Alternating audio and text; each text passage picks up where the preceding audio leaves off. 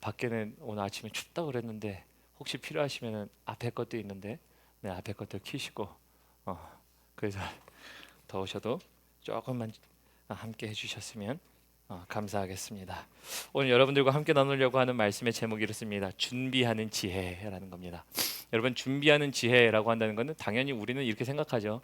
인생이 무엇이든 간에 미리 준비하는 그것은 지혜이긴 합니다. 그런데 우리는 지혜라고 이야기하기 전에 무엇인가를 준비한다라고 할 때 우리의 준비의 역량들은 보통 어떤 것들이 있냐면요, 이런 것들이 있어요. 우리의 재물, 우리의 지식, 우리의 학위, 아니면 우리의 권력, 어떠한 위치, 이런 것을 가지고 우리는 미래를 준비하려고 합니다. 틀린 말은 아니에요. 우리 아이들이 열심히 학업을 배우고 졸업장을 따고 그리고 그렇게 해서 그것을 가지고 미래를 준비하는 아이들이 되는 건 맞죠. 그러니까 우리가 미래를 준비할 때 그런 것들이 필요 없다라는 얘기 아닙니다. 그러나 여러분, 정말 귀한 지혜는 오늘 하나님께서 미래를 위하여 준비하실 때 그 하나님의 음성을 미래를 위하여, 내지는 위기의 시대를 위하여, 내지는 우리의 갈 바를 알지 못하는 어떠한 그런 방향 속에서 찾을 수 있는 저희들 되기를, 여러분 되시기를 주님의 이름으로 축원합니다. 혹시 뒤에 통역 되고 있습니까? 통역기 돌아가고 있나요? 오케이. 그 맥주 하려고 제가 말씀드렸습니다. 자, 그래서 오늘 이 준비하는 지혜라는 것을 시작하면서요, 여러분들에게 그 어려운 시기를 준비하는 동물들이 있다는 걸 우리가 함께 얘기해 보고 싶습니다. 어려운 시기를 준비하는 동물들이 있어요. 마치 혹한기를 준비하는 동물들이 있듯이, 혹한기를 준비하는 동물들 누가 있죠? 곰, 그지? 다람쥐, 맞아요. 다람쥐, 곰, 이런 게 있고요. 또 뭐가 있나요? 뱀, 양서류 속에서는 뱀이 있습니다. 그렇죠. 그래서 개구리, 뱀, 아니면 동물은 곰, 파충류 속에서는요, 개미. 그래서 개미가요, 개미도 여름에 열심히 일을 해가지고, 우리 개미와 배짱의 이야기를 많이 들어보셨죠? 그래서 우리가 혹한기의 시대, 가질 수 없는 시대를 위하여 그들이 준비하는 것들을 우리가 보게 됩니다. 여러분, 근데 우리의 인생 속에 혹한기가 온다고 한다면, 우리의 인생의 혹한기는 여러분들 잘 준비하고 계십니까? 행여나 그 준비가 재산이든 권력이든 사회의 위치든 어떠한 것들을 내가 이 세상에서 가질 수 있는 것들로 준비한다고 해서 여러분들 혹한기가 잘 지나가지던가요? 그래서 인생에 혹한기는 오게 돼 있어요. 하지만 오늘 말씀을 통해서 하나님이 그 혹한기를 준비하시는 것, 그리고 그 하나님이 어떻게 세밀하고 조밀하고 완벽하게 준비하시는지를 보심으로 여러분들도 하나님의 지혜로 준비되시기를 축원합니다. 오늘 15장 1절부터 보도록 하겠습니다. 15장 1절 보면요, 15장 1절에 이렇게 돼 있어요. 또 유다 자손의 지파가 그들의 가족대로 제비를 뽑은 땅의 남쪽으로는 에돔 경계에 이르고 또 남쪽 끝은 신광야까지라 라고 돼 있습니다. 오늘 15장에 대한 이야기는요, 사실은 요단강을 중심으로 동편에 있는 땅, 그래서 우리가 방위로 볼 때, 지도로 볼 때, 지도에서 동편에 나와 있는 아홉 지파 반에게 분배하기 위함이고, 서편에 있는 두 지파 반에게는 이미 분배를 했습니다. 그래서 15장 1절부터 이제는 아홉 지파 반 중에 유다 지파에게 먼저 분배하는 내용인데, 목사님 도대체 어떻게 미리 준비한다는 내용을 그렇게 말씀하세요? 라고 하신다면요, 여러분 여기에 가족대로 제비 뽑은에 동그라미 치셔야 돼요. 가족대로 제비 뽑은이라는 이 이야기가요, 하나님이 그들이 혹한기 내지는 약속의 성취를 위하여 하나님이 그 속에서 말씀하신 것을 이루셔서 언제부터 준비시키신 거냐면 광야에서부터 준비시켰다요. 광야. 우리 민수기 한번 넘어가 볼까요? 민수기 넘어갑니다. 우리 민수기 26장. 민수기 26장으로 넘어가 보면요, 민수기 26장 2절부터 보도록 하겠습니다. 민수기 26장 2절 보시기 전에 찾으시는 분들 찾으시고, 민수기가 재밌던 책인가요? 성경 읽으실 때? 위기를 더하는 책이죠. 일단 레위기를 보면서 내 위기가 찾아오고, 거기다가 민수기를 접하는 순간 재미 하나도 없고 덮고 싶은 책. 숫자만 세고, 그죠? 쥐파만 나오고 사람 이름만 나와요. 근데 여러분 이걸 아셔야 됩니다. 민수기는 언제 주어진 책이죠? 어디서라고 표현하는 게 조금 더 정확할 것 같아요. 어디서 주어진 책입니까? 누구나 아시는데, 그죠? 광야에서 주어진 책이죠. 하나님이 모세에게 말씀하시고 모세가 그것을 광야에서 백성들에게 얘기해 준 책입니다. 근데 제가 왜 이 얘기를 하냐면 광야에서 주어졌다는 점이 굉장히 중요합니다. 근데 광야에서 주어진 시점에 그것이 언제 이제 그들에게 받았을 때에 그 시점도 중요하지만 언제 이루어지는가? 오늘 여호수아 15장 1절에서 이루어지는 내용입니다. 근데 민수기 26장 2절부터 함께 읽어보겠습니다. 함께 읽어봅니다. 시작. 이스라엘 자손의 온 회중의 총수를 그들의 조상 가문을 따라 조사하되 이스라엘 중에 20세 이상으로 능히 전쟁에 나갈 만한 모든 자를 계수하라 하시니, 자, 그래서 하나님이 이렇게 얘기하시죠. 모든 자를 계수하라. 그래서 숫자를 세래요. 그 숫자는 하나님이 이미 알고 있습니다. 근데 이 숫자가 굉장히 중요한 게 뭐냐면요, 분명히 하나님이 오늘 유다 지파에게 가족대로 제비를 뽑는데요. 아까 그래서 가족대로 보았죠. 이 가족대로라고 하는 말은 뭐냐면 가족대로라는 그 단위를 속에 하나님이 제비를 뽑기는 뽑지만 이미 하나님의 계획 가운데는 뭐가 세워져 있는 거예요? 사람의 수와 각 지파의 상황과 그리고 그들이 나아가서 얻을 가나안 땅에 대한 분배까지 하나님은 이미 계획 가운데 있으세요. 근데 이거를 듣는 이스라엘 백성들은 그때 들으면 뭐예요? 아, 그래, 우린 숫자 셌어요. 숫자는 셌는데 약속의 땅은 없어. 그러니까 우리 상황에는 하나도 안 맞는 말이야. 하나님 숫자 세라는 건 알겠습니다. 그런데 지금 우리 광야에서 그 말씀이 도대체 뭔 상관입니까? 그렇잖아요. 민수기에서 이 말씀을 받았을 땐 광야에서 뭔 상관입니까? 우리에게 약속의 땅이 없고요, 받은 게 없어요. 뭔 상관입니까? 그때가 언제냐면요, 여러분, 광야, 인생의 혹한기 내지는 어려움 내지는 굉장히 어떻게 보면 아무런 약속도 보이지 않는 깜깜함과 어둠의 시간인데 그때 하나님이 말씀을 하나 툭 던지시는 거예요. 너 계수해. 근데 계수하는 걸 하나님이 어디까지 쓰시는 거예요? 가나안 땅 들어가기 전 광야를 지나고 정복 전쟁을 끝나서 가나안 땅 들어가서 여호수아 15장 1절에 들어갔는데 가족대로 제비를 뽑아라는 얘기는 가족대로는 이미 하나님의 계산은 끝났어요. 여러분, 그 말은 뭔지 아세요? 우리에게 있어서 그 광야라는 시간은요, 하나님이 약속의 성취와 내지는 그 광야라는 시간 속에 하나님의 계획을 말씀해 주사 너 그거 저장만 해 놓잖아. 그럼 언제 갖다 뺐을 수 있습니까? 하나님의 약속이 이루어진 순간에 갖다 뺐어요. 민수기의 말씀을 지금 이들은 갖다 빼는 겁니다. 가족대로 하나님이 우리를 다 계산하셨대. 하나님이 우리 지금 넘버스 민수기를 통해서 우리에게 있는 상황 파악은 다 끝났어요. 그럼 여러분 이 말을 적용하면 어떤 줄 아세요? 하나님이 여러분들의 광야에 있어서 상황 파악은 뭐다? 끝났다. 하나님의 상황 파악이 너희가 광야에 있을 때부터 하나님은 끝났다예요. 그러니까 우리는 힘든 것만 보이죠. 하나님 하나도 안 보여요. 하나님 언제 약속이 돼요? 그런데 하나님은 이미 끝나신 거예요. 내가 너를 안다. 내가 너의 가족 수대로 세봤고 내가 너에게 주고 싶은 약속이 있다예요.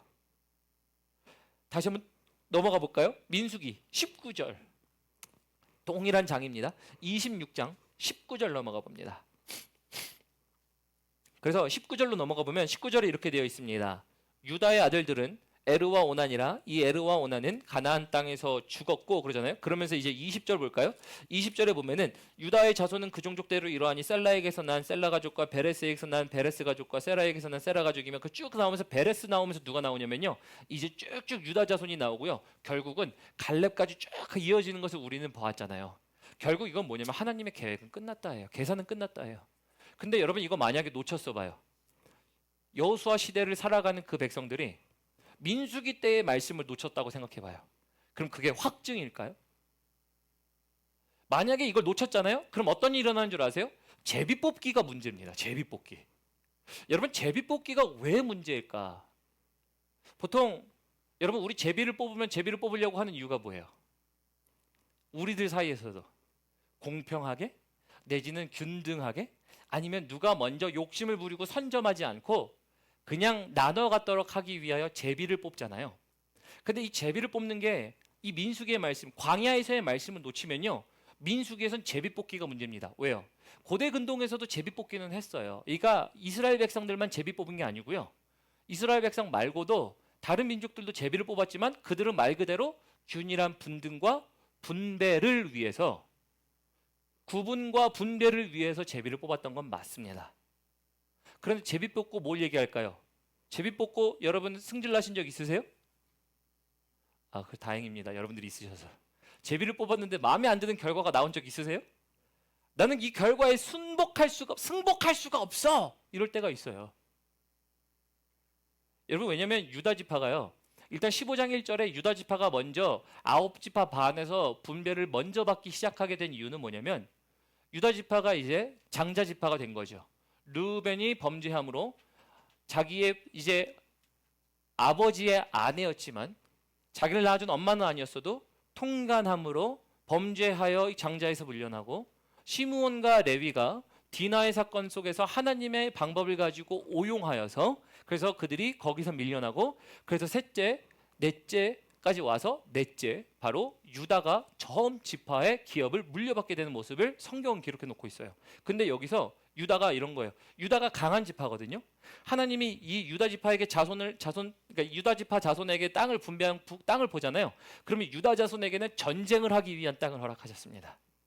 블레셋과 아낙 자손과 너네가 강하니까 전쟁을 위한 땅을 내가 허락할게라는 것들은 맞습니다. 그런데 거기서 만약에 유다가 하나님, 우리가 몇 명인데 이것만 줘요. 제비뽑기 나 순복 못해요. 나 이거 못 받아들여요. 이거 말고 더 줘. 이럴 수도 있던 거 아닌가요? 그러니까 마치 우리가 제비 뽑아놓고 제비는 뽑았으니까 말은 못해. 근데 속으로는 짜증나. 원하는 결과가 아니야. 그럼요. 만약에 유다가 그랬다고 쳐봐요. 그러면 어떻게 될까요? 하나님은 아시죠. 근데 그런 걸 다 차처하더라도 성경에 나와 있지 않지만 유다의 지파에게 땅을 분배하면서 가족대로 뽑았다라고 얘기하는 것은요, 유다 지파가요 그것을 주셨을 때 그들은 뭘 인정하는 겁니까? 하나님의 계획은 나에게 끝났다를 알 수 있는 거예요. 뭘 통해? 광야에서 받은 말씀 때문에. 민수기에서 하나님이 야 유다야, 내가 너를 향해서 너희 족속들하고 내가 너희 자식들을 향하여 내 계속 끝났고 너 상황 파악 끝났고 이제 너를 위하여 내가 약속해 놓은 것이 이것이란다 라고 해서 민수기에서 약속하셨거든요. 이거 없었잖아요. 제비 뽑으면 문제예요. 나는 마음에 안 들어.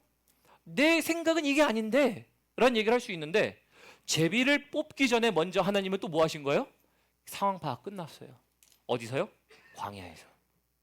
광야에서 받은 말씀 때문에요, 이제 유다 지파가요 아무 말도 안 해요. 하나님 감사합니다. 그래서 하나님이 뽑는 제비는 뭔 줄 아세요? 하나님이 뽑는 제비는 어떠한 기회의 균등한 분배나 어떠한 것에 대하여 우리가 공평하게 갖는다는 얘기가 아니에요. 하나님이 말씀하시는 제비는요, 하나님의 계획은 끝난 것, 이미 하나님의 시선 속에서는 이미 모든 것들이 상황을 하시고 그 상황을 기억하시서 너의 미래를 내가 이렇게 계획한다라고 하시는 하나님의 계획이 들어가 있는 게 제비 뽑다예요. 그래서 15장 1절은 그만큼 중요합니다. 민수기까지 넘어가면서 본 이유가 하나님의 계획이 광야에서부터라는 거예요. 그럼 여기서 질문입니다. 여러분들은 하나님이 광야에서부터 말씀하신 약속이 성취될 때에, 내지는 내 인생의 혹한기에 있을 때 그것이 나를 분간시키고 가게 하던가요? 라는 거예요. 유다 지파는 그랬잖아요. 적어도 첫 분배인데 계수를 하셨어요. 이미 하나님이 상황을 아셨어요. 지경을 아셨어요. 그래서 하나님이 광야라는 시간을 굉장히 즐거워하셨다라고 저는 생각합니다. 특히 성경에서 광야라는 시간 가운데 사람들을 굉장히 몰아넣으세요. 여러분들의 인생이 광야가 힘든 시간이고 혹한기이고 내지는 약속의 환경 속에서 어떻게 할까에 대한 우리가 분간해야 되는 것도 필요하지만 그것도 다 인정합니다. 어려운 것도 다 인정해요. 그런데 하나님이 너무 즐거워하시는 시간이에요. 다시 말하면 여러분도 즐거워하셔야 되는 시간이어야 된다는 겁니다. 왜 그럴까요? 호세아로 넘어갑니다. 우리 호세아로 가볼까요? 호세아 2장 6절로 넘어갑니다. 호세아로 넘어가시면서 찾으시는 동안 들으세요. 호세아의 컨텍스트는 뭐냐면, 호세아에게 하나님이 선지자가 이렇게 얘기합니다. 너 음란한 저 여인과 결혼해라. 그런데 그 음란한 여인이 누구예요? 이스라엘 백성이에요. 이스라엘 백성이 자꾸 신랑 대신 남편이신 하나님을 떠나 자기들의 정욕대로 쫓아가는 일들을 계속하는 거거든요. 그게 호세아서에 대한 주된 내용인데 그 주된 내용을 기억하시고 2장 6절 여러분 찾으신 줄 알고 함께 읽어보겠습니다. 시작. 그러므로 내가 가시로 그 길을 막으며 담을 쌓아 그로 그 길을 찾지 못하게 하리니. 지금 하나님이 뭘 하세요? 지금 호세아가 아니라 호세아의 부인 내지는 그 함께 결혼한 사람, 그죠? 그녀에게, 창녀에게, 그리고 자신의 욕구대로 욕정대로 살아가는 그 여인에게 하나님이 이렇게 말씀하세요. 내가 그 가시로 길을 막고요. 그리고 돌담을 쌓는데요. 영어로 표현하면 조금 더 정확합니다. He wall in me. 가둬뒀다는 얘기예요. 하나님이 가둬두세요. 아니 왜 가둬둬요? 하나님 왜 가시줘요? 우리 보통 그러잖아요. 광야에 가신 분들 아마 내 나름대로 나는 지금 목사님 난 광야에 살고 있습니다. 이런 분들이 있을 수 있어요. 아니면 광야를 지나오신 분들은 당연히 우리는 광야를 지나온 사람들이기도 하고요. 근데 힘든 시간은 우리는 혹한기 그러잖아요. 어려운 시기. 근데 그럴 때마다 하나님이 가시를 두셨네? 좋습니까? 싫습니까? 그냥 저 스스로 대답할게요. 싫고 싫습니다. 싫고 또 싫어요. 가시도 싫고 가두는 것도 싫어요. 여러분 근데 왜 그게 하나님이 즐거워하시는 걸까요? 그가 그 길을 찾지 못하게, 그가 원하는 길을 가지 못하게, 그 길이 잘못된 길인 줄 아니까 하나님이 그걸 허락하세요? 그럼 다음에 그게 끝나는 게 아니에요. 가둬놓고 가지 마 이게 끝이 아니에요. 여러분 여기서 끝났으면 그냥 고통 중에 있다가 나는 힘듭니다 발견 못하면 끝이에요. 14절로 넘어갑니다. 14절이 굉장히 중요한 말씀인데요. 우리 14절 함께 읽어보겠습니다. 시작. 그러므로 보라 내가 그를 타일러 거친 들로 데리고 가서 말로 위로하고. 여기 타일러라는 단어가 뭐냐면요. 루어라는 단어예요. 미끼 아세요 혹시? 낚시하는 분들은 아시죠? 낚시할 때 거기다가 미끼를 끼죠. 미끼를 껴야 누가 꼬여요? 누가라고 하면 되겠죠. 물고기가. 물고기가 어쨌든 끼게 되겠죠. 그래서 물고기를 유혹합니다. 근데 하나님이 자꾸 인생을 어디다 몰아넣으신대요? 마치 호세아의 아내 정말 다른 길로 걸어가려고 하는 사람들을 그 사람을 하나님이 얼로 넣으신대요?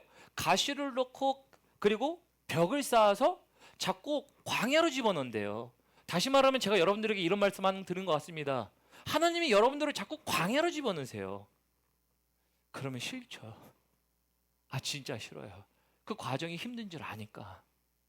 광야로 집어넣으시거든요. 근데 광야로 집어넣으시는 핵심적인 이유가 있습니다. 뒤에 보면요. 14절에 이렇게 나와 있어요. 그들을 데리러 가서 뭐라고 한다고요? 말로 위로하고. 위로하려고 한대요. 위로하려고 하는데 굳이 거친 광야일 필요가 있을까요? 그죠? 하나님 좋게 잘 타일러서 응냥응 오냐오냐 이렇게 해가지고 좋게 얘기하면 광야도 안 지나가고 가시도 안 지나가고 벽도 없고 얼마나 좋아요. 그렇잖아요. 나 좋게 타일러 주세요. 좋은 말로 할 때 내가 들을게요. 좋은 말로 할 때 들으시던가요? 근데 그것보다도요 더 중요한 건 이거는 이제 우스갯소리지만 왜 광야로 집어넣으신가 하냐면요. 광야 속에서 위로하신다. 위로의 동그라미 치십시오. 하나님의 말씀이 나에게 위로로 들려져야 되는 순간이 있는데 위로가 되기 위해서는 광야에 집어넣어야 돼요. 그 말은 뭔가 하냐면요. 말씀을 묵상하는데 이 생각이 들어요. 여러분 시장에 있는 사람들의 목소리가 왜 이렇게 커요? 시장에 있는 사람이 뭐 골라골라골라 그러면서 아주 그냥 속 목소리들이 그냥 쩌렁쩌렁해. 근데 왜 이렇게 목소리가 커요? 뭐 들리게 하려고. 근데 왜 들리게 하려고 크게 해요? 뭐 파는 것도 있죠. 근데 그 사람만 얘기하지 않는 게 우리 보통 시장통 그러잖아요. 아 여기 뭐 시장 바닥이야. 그 난리가 난 장소를 보통 우리는 시장 바닥이라 표현하죠. 시장 바닥에 가면요. 옆에 있는 사람과 얘기할 수는 있지만 옛날의 목소리로 얘기하면 잘 안 들려요. 시장 바닥뿐인가요? 한때 옛날에 많이 노셨던 분들, 음악이 많이 나오는 곳, 명칭을 얘기하진 않겠습니다.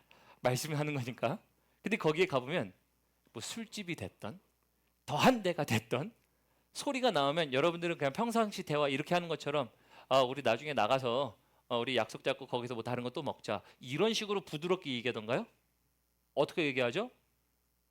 소리 지르기도 합니다. 근데 소리 지르는 게 안 되니까 어떻게 해요? 내 입이 듣는 사람에게 가까이 가서 어깨에 대고 귀에다 대고 얘기합니다. 그 말은 뭔 줄 아세요? 입이 귀에 가까워지더라요. 잘 들리게 하기 위해서. 여러분 광야라는 장소는요. 하나님의 말씀이 더 잘 들리는 곳이에요. 하나님의 입술이 나의 귀에 세밀하게 들려오게 하는 그래서 광야는요. 아무것도 못 누리는 것 같지만 내 삶의 다른 이야기의 소리들이 소리가 죽고 여호와 하나님의 말씀하심이 들리는 것이 광야예요. 그래서 하나님의 광야에 집어넣기를 좋아하시는 이유가 뭔 줄 아세요? 힘들죠.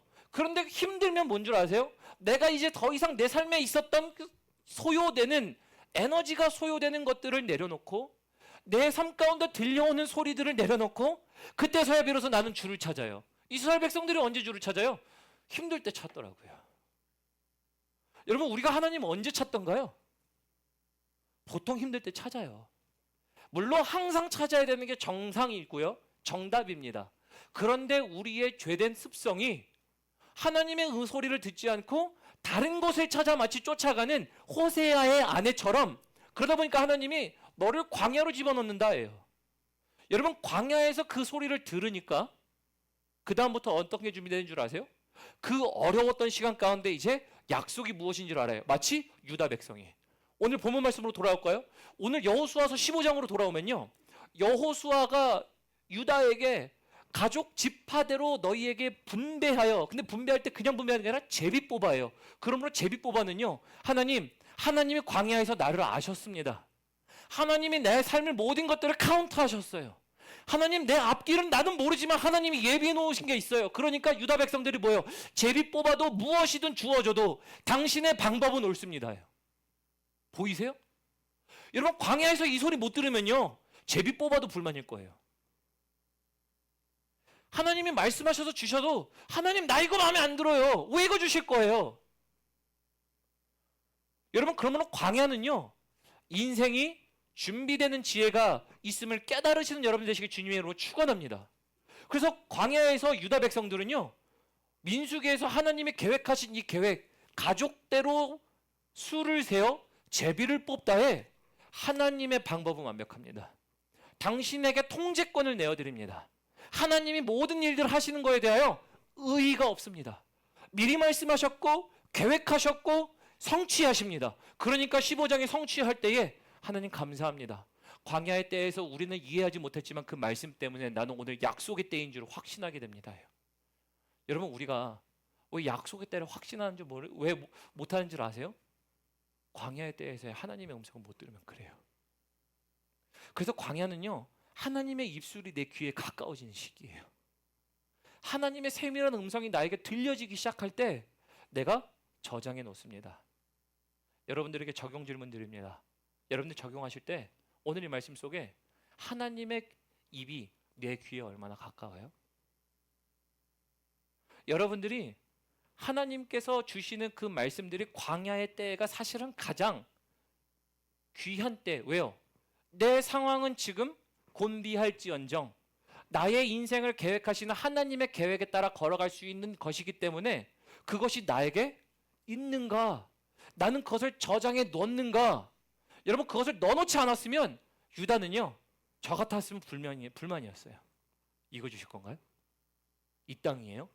특히 우리 리더십 하시는 분들은 제가 요즘에 지도 그리기 하고 지도 공부를 하고 있거든요. 근데 유다 지파가 얻는 땅이 여러분들 유대 지역입니다. 이게 궁금하시면 리더십에 들어오시길 바랍니다. 자, 근데 막간의 우리 스포일러이지만 자, 근데 이런 상황 속에서 하나님이 이러한 것들을 허락하신 이유는 뭐냐면요. 미래를 위하여 준비하다예요. 단순히 지금 너는 광야가 끝이 아니야. 하나님이 보실 때 네 인생은 광야가 끝이 아니야. 너 근데 왜 거기서 내가 주는 말을 안 들으려고 하니? 그래서 듣게 하시려고 하나님이 가시도 놓고 벽도 세우고 그래서 하나님이 comfort, 위로하시다. 하나님의 말이 나에게 위로로 들릴 때예요. 저장해 놓으신 것들은 뭐가 있나요? 약속의 때를 위해서 여러분들이 혹한기가 올 때 대비하기 위해서 여러분들은 준비하신 지혜가 무엇이 있습니까? 이게 우리에게 주시는 첫 번째 도전이고요. 또 보도록 하겠습니다. 우리 이제 본문 말씀으로 돌아갑니다. 우리 본문 말씀으로 가보면 13절로 넘어갑니다. 13절 넘어가면 우리 13절부터 이제 여러분들이 보시는 전체 말씀들 속에서 16절까지는 이제 갈렙이 헤브론을 점령하는 것에 대한 이야기를 하고 있지만, 이걸 통해서 여러분들에게 말씀드리고 싶은 두 번째 준비하는 지혜라 함은 부흥을 준비하는 지혜라고 쓰시면 되겠습니다. 부흥을 준비하는 지혜라는 거예요. 어떤 부흥을 준비하는 걸까요? 우리 13절부터 보겠습니다. 여호수아께서 여호수아에게 명령하신 대로 여호수아가 기럇 아르밧 곧 헤브론 유다 자손 중에서 분깃으로 여분네의 아들 갈렙에게 주었으니 아르밧은 안악의 아버지였더라. 그래서 안악 자손들을 물리치는 일들을 갈렙이 했었죠. 그래서 우리는 그것을 말씀을 통해 보았었죠. 그리고 나서 우리가 뒤에를 보겠지만, 근데 안악 자손과 전쟁이 끝난 거 아닌가요, 목사님? 11장에서 안악 자손들을 점령하는 우리 갈렙의 모습을 봅니다. 그런데 이 안악 자손들이 다시 분산되어서 힘의 세력을 모으고 있었다고 추측을 합니다. 그래서 기럇 세벨이란 장소에서 그들이 다시 모여서 힘을 세우고 있는, 나를 세우고 있는 이런 상황인데요. 이런 상황에서 이제 14절 봅니다. 14절 가면 그렇게 얘기합니다. 갈렙이 거기서 안악의 소생 그 세 아들 세세와 아히만과 달메를 쫓아내었고, 거기서 또 올라가서 드빌 주민을 쳤는데 드빌의 본 이름은 기럇 세벨이라. 그래서 갈렙이 친 것처럼 나오죠. 근데 갈렙이 친 것처럼, 갈렙이 정복한 것처럼 나오지만 성경은 갈렙이 물론 정복하려고 그것에 대해서 비전을 던진 건 맞아요. 근데 실제로 한 사람은 누구예요? 뒤에 보면 이제 온니엘이라는 사람이 등장합니다. 더 보겠습니다. 16절 봅니다. 갈렙이 말하기를, 그래서 기럇 세벨을 어떻게 점령했냐면 기럇 세벨에 대해 얘기합니다. 16절, 갈렙이 말하기를 기럇 세벨을 쳐서 그것을 점령하는 자에게는 내가 내 딸 악사를 아내로 주리라 하였더니. 자, 그럼 여기서 악사는 승리의 포상인가요? 누구든지 야 가서 기럇 세벨 점령하고 오면 내가 내 딸 줄게. 그러면 우리는 이렇게 생각하죠. 뭐 아버지가 딸의 혼사까지, 너무한 처사 아닙니까? 조금 요즘 시대가 어느 시대인데 옛날이라면 그랬을지도 몰라도 마음에 안 드는 구절일 수도 있어요. 근데 이거는 갈렙이 악사를 정말 포상으로만 하는 걸까요? 근데 거꾸로 생각해 보죠. 여러분, 만약에 악사가 볼품이 없어요, 진짜 아무런 매력도 안 느껴져요. 갈렙이 좀 의인해서 바꿔 표현해 볼게요. 우리 아직 아이가 어리니까, 우리 지영이가 아직 3살이니까 아직 그럴 일은 없지만, 제가 여러분들에게 지영이를 놓고 야 저기서 여러분들 저거 점령하고 오면 제가 지영이를 드리겠습니다, 아내로. 근데 지영이가 아무런 볼품도 없어요. 능력도 없고 못생기기도 했고 가진 것도 없어. 그러면 여기에 사람들이 반응해요, 안 해요? 솔직하게 얘기해 주세요. 안 해요. 우리 자식들을 내보낼 때 우리 아들, 우리 딸들 아주 그냥 결혼 대상자 적임자예요. 내다 놓으면 금방 팔려요. 한번 생각해 보십시오. 그래서 이걸 통해서 볼 수 있는 건 뭐냐면요, 갈렙이 악사를 잘 키웠어요. 갈렙이 악사를 잘 준비시켜 놨어요. 그래서 단순히 기럇 세벨이라는 성을 점령하고 오면 내 딸을 줄게, 물론 팔아도 어떠한 이제 포상, 어떤 리워드의 개념처럼 한 것도 있기는 합니다. 왜냐하면 나중에 다윗도, 그죠? 사울의 딸과 결혼할 때 그런 일들이 있었잖아요. 그 당시엔 그런 것들이 많았어요. 근데 갈렙이 의도했던 바는 뭘까요? 기럇 세벨의 안악의 아버지래요. 다시 말하면 그냥 안악 자손이 아니라 안악 오브 안악. 쉽게 말하면 군사 중에 군사, 정예 중에 정예들이 모여 있다 보니까 이들을 물리쳐야 될 사람이 필요한데, 지금 갈렙은 뭘 보는 거예요? 하나님의 약속을 봤어요. 그러니까 이 산지를 내게 주소서, 이거 저희가 찬양했고 말씀 보았죠. 갈렙이 그걸 가지고 다른 사람들은 몰라도 하나님이 그 나라에 약속하신 것을 나에게 주신다 하셨으니 나 아직 점령되지 않은 저 땅 주세요. 근데 갈렙이 또 뭘 보는 겁니까? 기럇 세벨을 통해서 저것도 여전히 하나님이 약속하신 땅인데, 혹시 이거 너네들 사람들은 점령할 수 없어요, 그들이 얼마나 강한데요 라고 하는 사람 필요 없고 나 저거 하나님의 약속으로 점령할 수 있는 믿음이 있습니다라고 하는 사람을 걸러내기 위해서 자기 딸 악사를 내어놓습니다. 여러분, 그래서 악사도 잘 키웠어요. 근데 또 갈렙은 그 약속을 가지고 있어요. 저 땅도 점령 가능합니다. 근데 우리 중에 누가 목숨 걸고 저 땅에 갈 거니? 아무리 악사였어도요, 여러분 나가면 죽을 수 있어요. 그게 전쟁 아니던가요? 그러니까 여기서 목사님, 악사를 위해 사랑에 눈이 멀어서 그가 달려나갔습니다. 아니요, 사랑에 눈이 멀었어도요, 어느 정도지. 인생을 마무리할 수도 있어요, 갔다가. 악사 때문만은 아니에요. 악사도 귀하게 잘 컸다, 훌륭하다. 그런데 갈렙은 하나님이 주신 약속을 보고 그 믿음의 용사를 걸러내기 위하여 내 딸 악사를 주고 기럇셉에 갖고 와, 이 얘기합니다.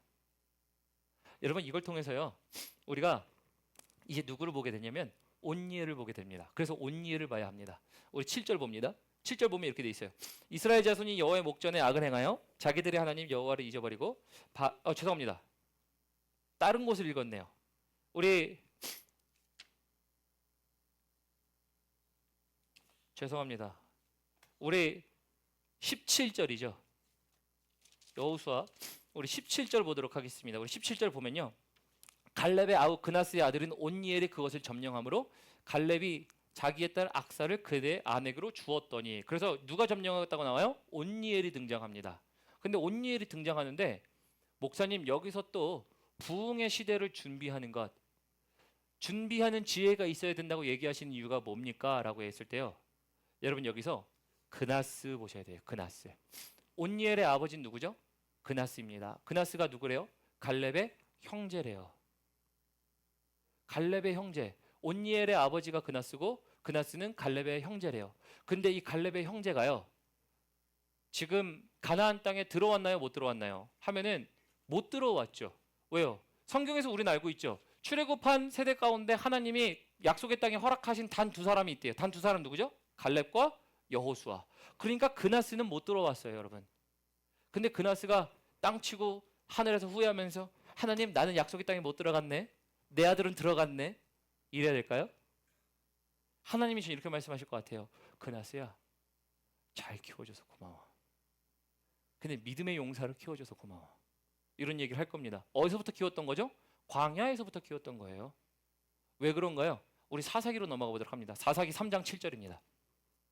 사사기 3장 7절로 넘어가 보면, 사사기 3장 7절에서 이제 이렇게 얘기합니다. 3장 7절에 이스라엘 자손이 여호와 앞에, 여호와의 목전 앞에 악을 행하였다 그러죠. 그러면서 자기들의 하나님 여호와를 잊어버리고 바알들과 아세다를 섬긴지라. 이게 어떤 시대죠? 여호수아 시대를 넘어 사사 시대. 즉 여호와를 떠나서 영적인 암흑기가 이스라엘 백성들에게 존재하던 시기가 다시 옵니다. 그 말은 뭐냐면요, 여러분, 여러분들이 여기 자리에서 신앙생활 해도요, 우리 자녀 세대들에게 영적인 암흑기가 올 수 있습니다. 여러분들에게도 올 수 있잖아요. 나에게도 와요. 그죠? 우리 모두에게 와요. 그런데 영적인 암흑기가 올 수 있는데요, 영적인 암흑기가 왔습니다. 그래서 여호수아는 죽었어요, 사사시대에서. 그런데 3장 8절 보도록 합니다. 여호와께서 이스라엘에게 진노하사 그들을 메소포타미아 왕 구산 리사다임의 손에 파셨으므로 이스라엘 자손이 구산 리사다임을 8년 동안 섬겼더니, 그래서 하나님이 8년 동안 다시 종이 되게 하세요. 종속되게 하세요, 다른 나라에게. 여호수아 시대가 끝나고 나서 다시 그것을 허락하십니다. 근데 허락하시면서 9절 보겠습니다. 이스라엘 자손이 여호와께 부르짖음에 여호와께서 이스라엘 자손을 위하여 한 구원자를 세워 그들을 구원하게 하시니 함께 읽겠습니다. 시작. 그는 곧 갈렙의 아우 그나스의 아들 온니엘이니라. 여러분, 그러니까 온니엘이요, 갈렙이 기럇세벨을 점령하라고 얘기했던 그때에도 믿음이 있었어요.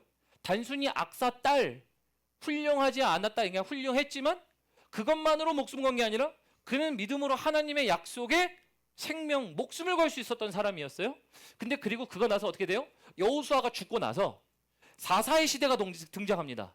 그리고 8년 동안 암흑기가 존재해요. 근데 암흑기 가운데서도 하나님이 세우신 사람이 누구였던 거예요? 온니엘이에요. 여러분, 그러면 온니엘은요, 사사의 첫 사사입니다. 이 사사가 어디서 준비됐어요? 갈렙과도 하면서 준비됐었죠. 근데 갈렙이 있기 전에 누가 준비한 거예요? 그나스라는 아버지가요. 분명히 준비했을 거예요. 그러니까 갈렙이 악사를 준비해 놓듯 그나스도 온니엘을 준비해 놨습니다. 그나스가 하나님 나 약속의 땅에 못 들어갔네요. 아, 나 참 슬픕니다. 이랬을까요? 아니요. 하나님 이렇게 얘기하실 것 같아요. 그나스야 고마워. 네가 온니엘을 준비해줘서 온니엘이 이스라엘 백성이 다시 영적인 암흑기에 들어가려고 할 때 내가 그를 통하여 나의 일을 성취했어. 여러분 어디서 준비됐어요? 그날 갑자기 짱 하고 준비됐나요? 온니엘이? 우리가 히스토리를 보죠. 갈렙이 기럇세벨을 갖고 오라고 했을 때도 준비되었었지만 그는 광야 이전 시대에 죄송합니다. 이전 시대가 아니라 광야 시대에 그나스와 함께 광야에서 생활했던 사람이에요. 근데 여기서 갈렙이 이 산지를 내게 주소서 나에게 주신 하나님의 비전을 나도 본다. 근데 누가 볼 거냐 얘기해요. 누가 볼 거냐? 여러분들에게 질문해 보죠. 하나님이 주신 비전을 목회자 보는 것도 중요하죠. 여러분들 중에 누가 보실 건가요? 여러분 이거 어디서 준비돼요? 광야에서 준비돼요. 광야에서 이미 그날에 주께서 말씀하신 이제 내가 주의 이름으로 그 땅을 취하리라. 여러분 취해지기 전에죠. 약속이 있었어요. 다 언제예요? 이미 모세의 날에 여호수아가 그 광야에서 지나갈 때 함께 지나갈 때 광야에서 준비하신 말씀이에요. 그런 거로 여러분 광야에서 하나님의 입이 내 귀에 얼마나 가깝냐는요. 나의 인생의 지금의 순간이 아니라 나의 모든 것들을 아시는 여호와 하나님의 방법에 따라 내가 준비되는 줄을 믿으시길 바랍니다. 그러니까 그래서 준비되는 지혜예요. 유다는요. 준비되는 지혜가 있었어요. 가족대로 제비 뽑아. 이미 민수기에서 말씀 끝나셨어. 악사하고 온니엘은요. 광야에서요. 하나님이 갈렙하고 그리고 여호수아하고 그리고 그나스에게 주신 그 비전들이요. 그 중에 준비된 사람들이 있었어요. 그러니까 광야는요. 의미 없는 시간 아니에요. 아프죠. 가시가 있죠. 막혀 있죠. 답답하죠. 일어나고 싶죠. 그게 우리의 마음이에요. 당장 앞을 보니까. 근데 하나님은 당장 앞을 보는 게 아니라 너 당장 앞을 보는 게 아니라 너의 인생의 먼 날을 바라본다. 내가 너의 인생을 계획하고 준비하고 있다. 그러니까 제비를 뽑아도 하나님 감사합니다. 당신의 통치가 완전합니다. 얘기할 수 있고요. 그러니까 부흥의 세대를 준비합니다. 특별히 부흥이 뭔데요, 여러분? 보통 우리가 부흥 얘기하면 사람이 많아지면 부흥입니까? 아, 목사님 요즘 풍성한 교회 부흥한다면서 풍성한 교회 부흥하면 사람이 많아져서 부흥하는 겁니까?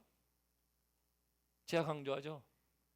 한 사람이든 두 사람이든 하나님이 충만하지 않으면 그건 부흥이 아니에요. 사람이 많아서가 아니에요. 제가 그래서 여러분들에게 교육할 때 뭘 교육해요? 하나님의 구원하심이 어떤 것인지를 강의하죠. 하나님이 어떠한 분으로 우리에게 찾는지가 여러분 부흥의 시작이에요. 그러니까 우리가 19세기의 부흥을 부러워하거나 우리가 초대교회의 부흥을 부러워하거나 물론 우리 한국교회의 80년대 90년대 기독교가 부흥하던 시기들을 우리가 부러워할 수 있습니다. 갖고 싶으니까. 그런데 여러분 부흥은 그때만 있었나요? 그때 부흥은 그냥 숫자만 늘어나는 것이었나요? 아니에요. 하나님으로 충만해진 사람들이 많을 때예요. 그러므로 우리에게 부흥은 하나님이 가득할 때 일어날 줄을 믿습니다. 근데 우리에게도 부흥이 일어나야 되지만 누구도 준비하는 거예요? 우리 다음 세대들 준비하셔야 돼요.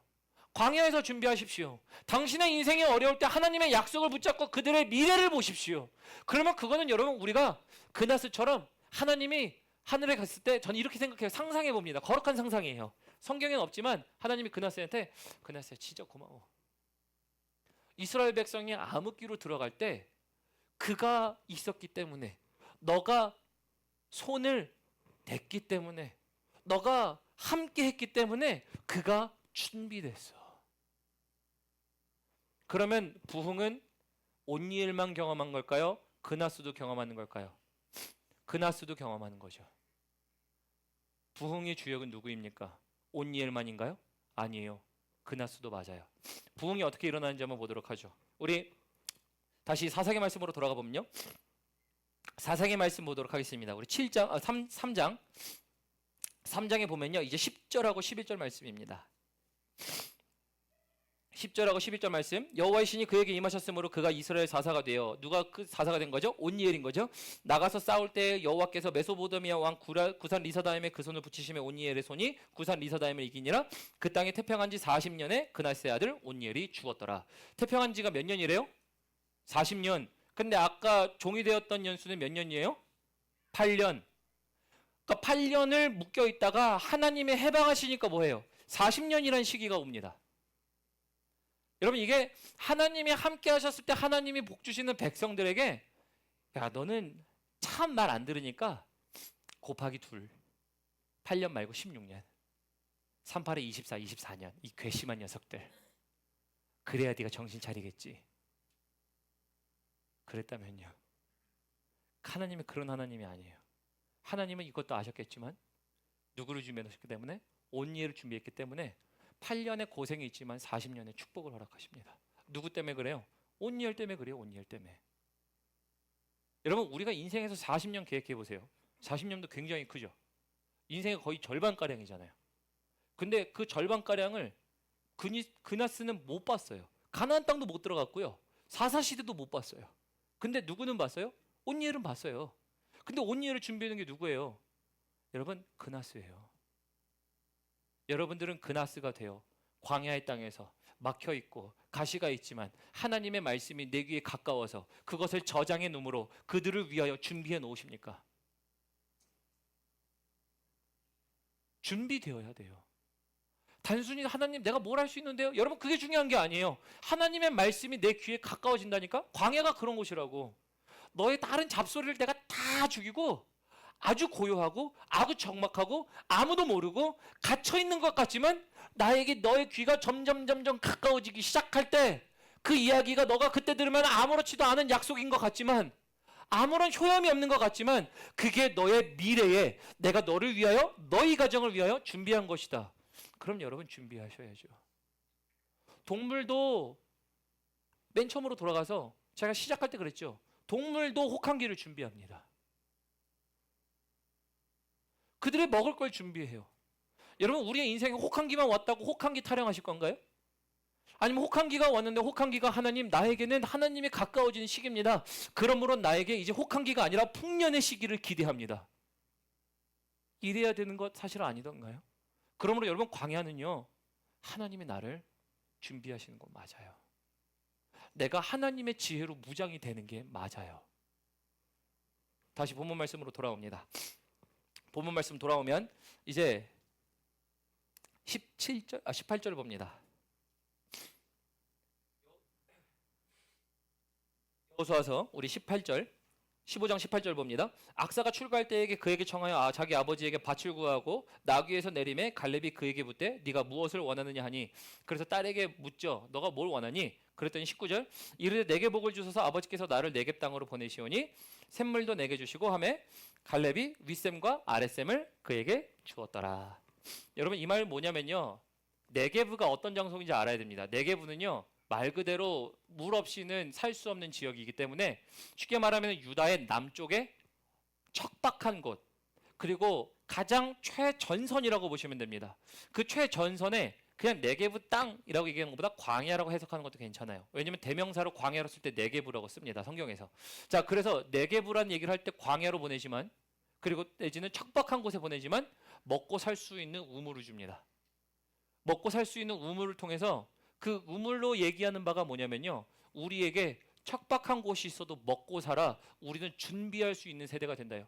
만약에 온니엘이 여기서 나 네겝으로 모시니까, 나를 몰아내시니까 장인어른 너무한 처사십니다, 그러니까 나 이제 안 해먹어. 그럼 여러분, 사사시대가 있었을까요? 없어요. 그 땅에서도 우물을 가지고 그는 믿음을 지킬 수 있고 신앙을 지킬 수 있었어요. 그래서 그것을 가지고 얘기하는 바는, 여러분, 척박한 곳에서도 하나님은 우리에게 공급하시는 하나님이십니다. 그 하나님의 공급이요, 정말 단물과 같이 생명수를 내는 것 같이 우리에게 공급하세요. 여러분, 그걸 들으면 광야는 이거보다 더 준비가 하기에 좋은 환경은 없어요. 사람이 준비하는 게 아니라 하나님이 준비하신다라는 거죠. 자, 그래서 우리 넘어가 보도록 하겠습니다. 우리 맨 마지막 절, 63절 가보도록 합니다. 63절에 가보니까요. 63절 마지막 함께 읽겠습니다. 시작. 예루살렘 주민 여부수 족속을 유다 자손이 쫓아내지 못하였으므로 여부수 족속이 오늘까지 유다 자손과 함께 예루살렘에 거주하니라. 그래서 여기 이제 63절은요. 여부수 족속을 유다 자손이 쫓아내지 못하였대요. 여러분 쫓아내지 못한 이유는 뭘까요? 갈렙도 했고 온니엘도 했는데 그들만 해야 되는 게 아니라 사실은 유다 지파 전체 다른 사람들도 같이 했어야 되는 일들이죠. 근데 그들이 결과적으로 쫓아내지 못했대요. 이 말은 누가 부각이 돼요? 갈렙과 온니엘이 부각됩니다. 갈렙과 온니엘 같이 준비되어 있지 않으면요, 여러분 이거는 우리가 쫓아내지 못한다 해요. 여러분 왜 죄에 지십니까? 왜 중독에 넘어집니까? 왜 우리가 그런 모든 것들 가운데 어려움만 오면 어렵다라고만 얘기하는 우리의 삶이 돼버릴까요? 왜냐면 여러분들은 광야에서 하나님의 음성을 듣는 그것이 안 돼 있으면요, 어려운 환경만 보게 돼요. 그래서 광야에 있는 이스라엘 백성들이 뭐래요? 자꾸 불평, 불만. 내가 애굽 땅에서 거기서 고기도 먹으면 좋았을 것을, 거기서 이거 먹었으면 좋았을 것을, 우리를 일로 인도하지 않았으면 좋았을 것을, 왜 일로 인도해서 우리를 다 죽게 만듭니까? 이게 이스라엘 백성들의 이야기였죠. 그런데 여러분, 하나님이 광야에서 말씀하시는 말을 들으면요, 그들은 뭘 해요? 그 날이 아니라 그 먼 훗날을 예비하며 준비합니다. 그래서 준비하는 지혜가 우리에게 필요해요. 그래서 여호수아서 마지막 15장의 63절은요, 그들은 쫓아내지 못하였더라 결과이지만 거기다가 첨언하자면 쫓아낼 수 있었었는데 하나님을 신뢰하는 것이 약함으로 내지는 듣지 못함으로 갈렙과 온니엘은 했지만 그들은 못했더라예요. 그럼 여기서 이제 여러분들에게 질문하는 겁니다. 여러분들은 어떤 쪽에 가담하고 싶으세요? 갈렙과 여호수아입니까? 아니면 그들이 쫓아내지 못한 일들, 쫓아내지 못한 남은 족속들에 대한 이야기를 하십니까? 당연히 전자죠. 우리에게는 하나님의 약속을 붙잡고 쫓아낼 수 있는 능력이 필요합니다. 찬양팀 올라오실까요? 그래서 여러분, 오늘 여러분들에게 드린 말씀 중에 하나는 바로 이거예요. 준비되는 지혜가 있었으면 좋겠어요. 준비 좀 되십시오. 아니야, 같이 준비합시다. 혼자 스스로 준비하는 게 아니라 하나님이 광야에서 일부러 나를 내보시는 이유가 그렇대요. 죽기보다 싫은 광야가 있죠. 죽기보다 싫은 외로움들이 있죠. 죽기보다 타협하기 싫은 문제들이 있죠. 근데 하나님이 자꾸 나를 글로 발로 내쫓아 미끼로 유인한데, 마치 생선을 잡듯 하나님의 글로 몰아넣으신데 나를 왜 궁지로 몰아넣으실까? 오늘 우리 두 번째 찬양 불렀었죠.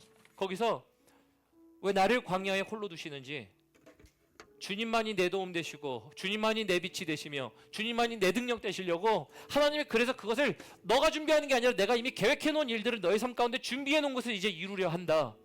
그럼 여러분, 우리는 그나스가 될 수 있어요. 우리의 자녀들의 다음에 40년을 모를 수 있어요. 하지만 그 40년의 약속은 우리가 받을 수 있어요. 그 40년의 시작은 여러분들의 시작이 될 수가 있고요.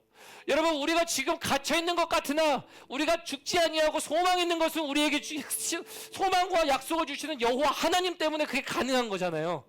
그러면 그것 때문에 오늘 우리는 준비되면 돼요. 광야라는 상황도 우리가 인식하는 것도 중요하지만 광야 가운데 말씀하시는 하나님의 말씀이 그 귀가 얼마나 가까이, 그 입이 내 귀에 얼마나 가까이 있는가. 시끄러운 소리를 조용히 하려고 귀에다 대고 얘기하는 것처럼 하나님이 그러신다 해요. 그래서 우리가 이 말씀을 가지고서요, 광야도 하나님의 은혜의 시간이었습니다.